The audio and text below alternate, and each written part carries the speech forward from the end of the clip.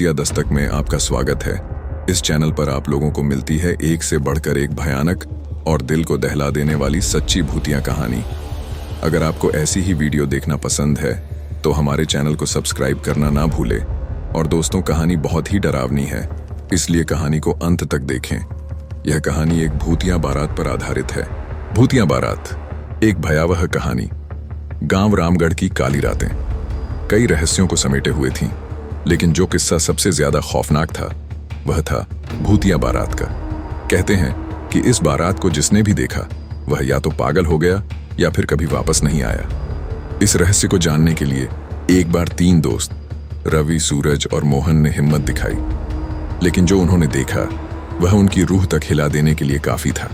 गांव का रहस्य। गांव के बुजुर्गों के अनुसार कई साल पहले गांव के ठाकुर राजवीर सिंह की बेटी सुहानी की शादी हो रही थी। शादी धूमधाम से चल रही थी, बारात दरवाजे पर पहुंच चुकी थी, लेकिन तभी अचानक एक भयानक हादसा हुआ। दूल्हे विक्रम का दुश्मन रतन सिंह वहां आ धमका और उसने पूरी बारात पर हमला कर दिया। खून की नदियां बह गईं, पूरे मंडप में चीख पुकार मच गई और शादी खून के खेल में बदल गई। उसी रात पूरी बारात और दूल्हा दुल्हन जलकर राख हो गए।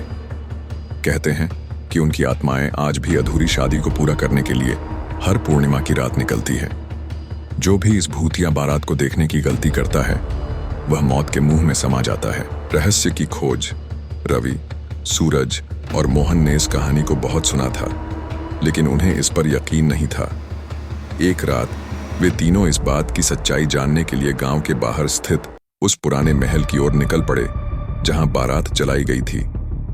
जैसे ही वे उस उजाड़ महल के करीब पहुंचे, उन्हें हवा में अजीब सी सरसराहट सुनाई दी। अचानक माहौल बदल गया। महल की टूटी हुई दीवारें हिलने लगीं, ठंडी हवाओं ने उन्हें जकड़ लिया और चारों ओर अजीब सा धुआं फैल गया। अचानक दूर से ढोल नगाड़ों की आवाजें आने लगीं, पहले धीमी फिर तेज। उन्होंने देखा एक अजीब सी बारात धीरे धीरे उनकी तरफ बढ़ रही थी।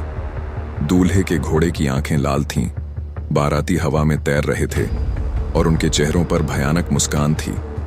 दुल्हन सुहानी लाल जोड़े में थी, लेकिन उसका चेहरा राख की तरह सफेद था और उसकी आंखों से खून टपक रहा था। भयानक मंजर। तीनों दोस्तों का शरीर डर से सुन्न पड़ गया। वे भागना चाहते थे, लेकिन उनके पैर जैसे जमीन में धंस गए थे। बारात धीरे धीरे उनकी ओर बढ़ रही थी। तुम हमारी शादी के गवाह बनोगे, सुहानी की भूतिया आवाज गूंजी। रवि ने हिम्मत जुटाकर पीछे देखा तो पाया कि उनके चारों ओर कंकालों की भीड़ थी। सूरज और मोहन जोर जोर से मंत्र पढ़ने लगे, लेकिन उनका कोई असर नहीं हो रहा था। अचानक दूल्हे ने हाथ बढ़ाया और रवि को पकड़ लिया। अब तुम भी हमारी बारात का हिस्सा बनोगे, रवि जोर से चीखा और तभी एक जोरदार बिजली कड़की। चारों ओर अंधेरा छा गया।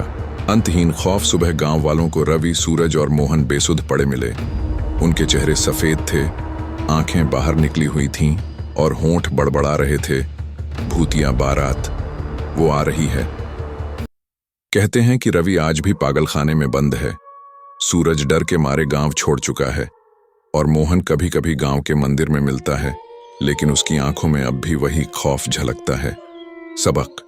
अगर कभी आधी रात को आपको ढोल नगाड़ों की आवाज सुनाई दे तो पीछे मुड़कर मत देखना, शायद वो भूतिया बारात तुम्हारी तरफ ही बढ़ रही हो।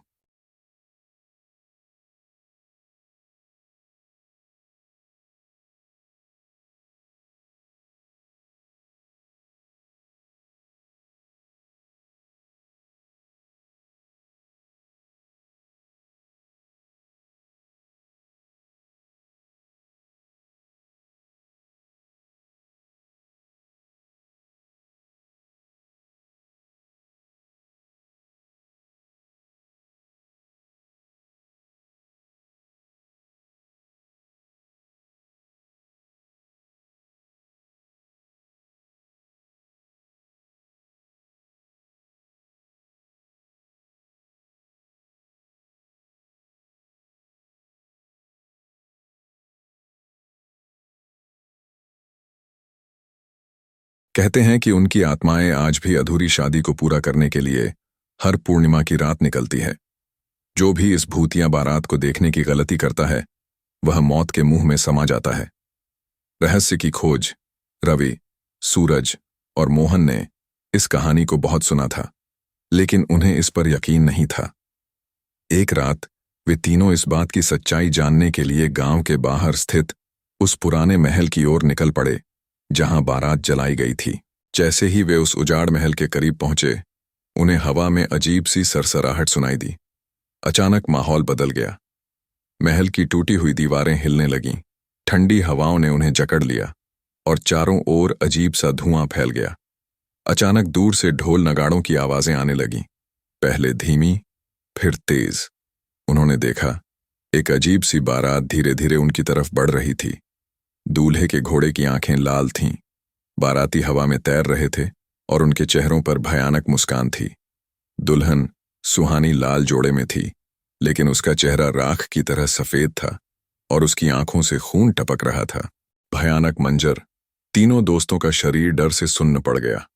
वे भागना चाहते थे, लेकिन उनके पैर जैसे जमीन में धंस गए थे। बारात धीरे धीरे उनकी ओर बढ़ रही थी। तुम हमारी शादी के गवाह बनोगे, सुहानी की भूतिया आवाज गूंजी। रवि ने हिम्मत जुटाकर पीछे देखा तो पाया कि उनके चारों ओर कंकालों की भीड़ थी। सूरज और मोहन जोर जोर से मंत्र पढ़ने लगे, लेकिन उनका कोई असर नहीं हो रहा था। अचानक दूल्हे ने हाथ बढ़ाया और रवि को पकड़ लिया।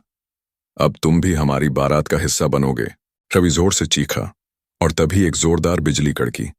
चारों ओर अंधेरा छा गया। अंतहीन खौफ सुबह गांव वालों को रवि, सूरज और मोहन बेसुध पड़े मिले। उनके चेहरे सफेद थे, आंखें बाहर निकली हुई थीं और होंठ बड़बड़ा रहे थे। भूतिया बारात, वो आ रही है। कहते हैं कि रवि आज भी पागलखाने में बंद है। सूरज डर के मारे गांव छोड़ चुका है और मोहन कभी कभी गांव के मंदिर में मिलता है, लेकिन उसकी आंखों में अब भी वही खौफ झलकता है। अगर कभी आधी रात को आपको ढोल नगाड़ों की आवाज सुनाई दे तो पीछे मुड़कर मत देखना। शायद वो भूतिया बारात तुम्हारी तरफ ही बढ़ रही हो।